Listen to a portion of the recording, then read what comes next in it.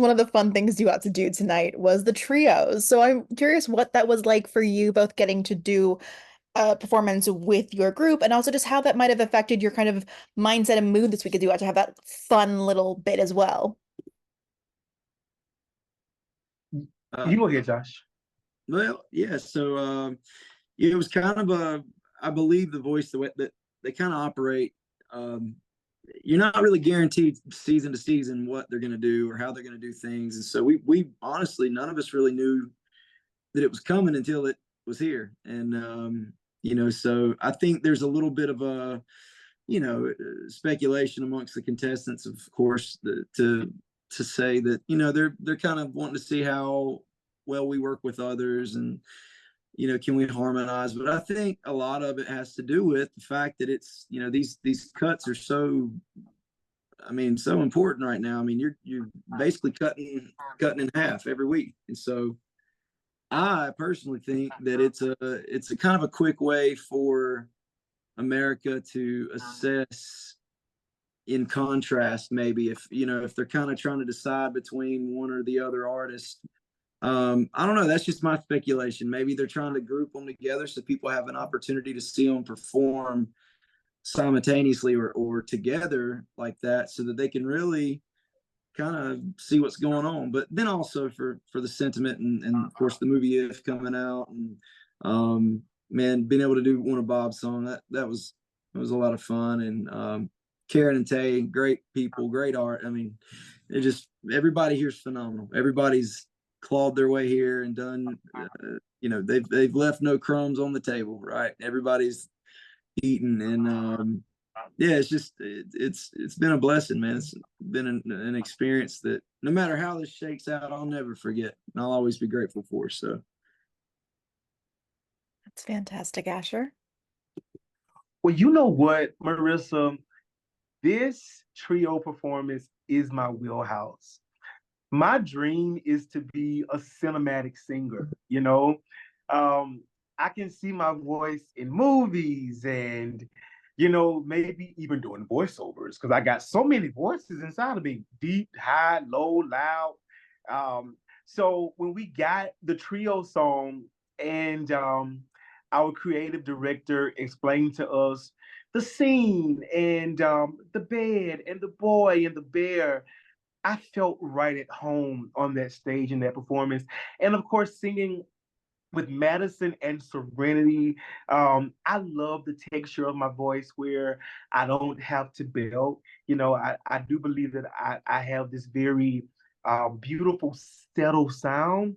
So to be able to use that in this song was everything. So it was definitely in my wheelhouse, and I enjoyed every moment of this trio. The voice, I think, production team has a way of poking at you guys emotionally. You guys got to see the hometown support.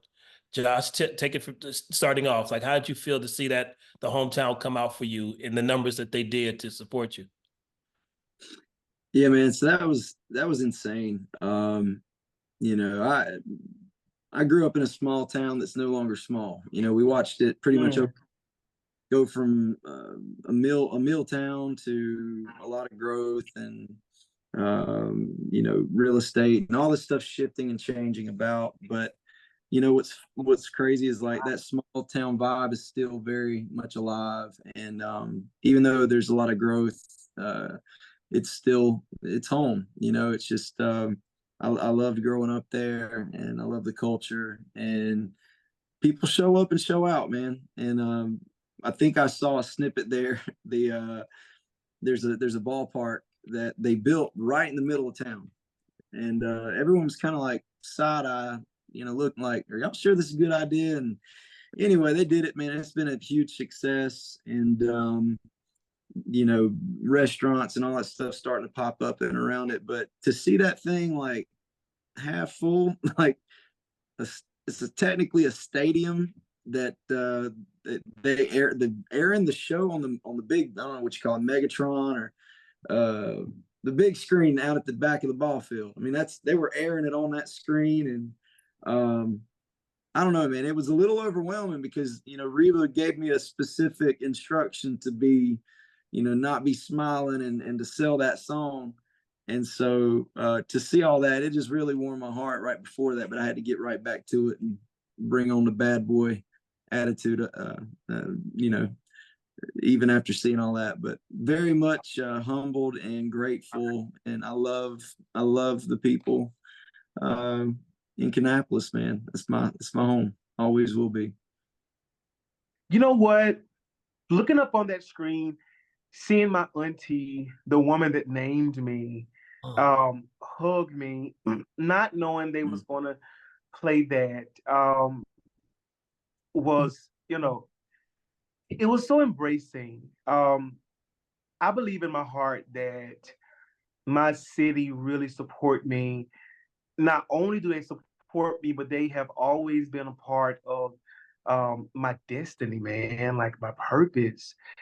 I've Mm. always been able to see great singers in Selma. You know, they may not have had a platform that I stand on today, or may not ever have been in a studio.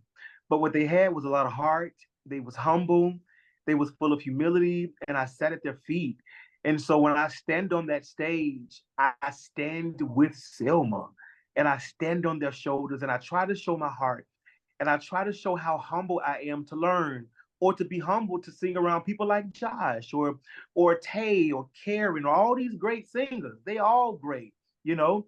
So just looking at my hometown made me appreciate where I am even more, for sure.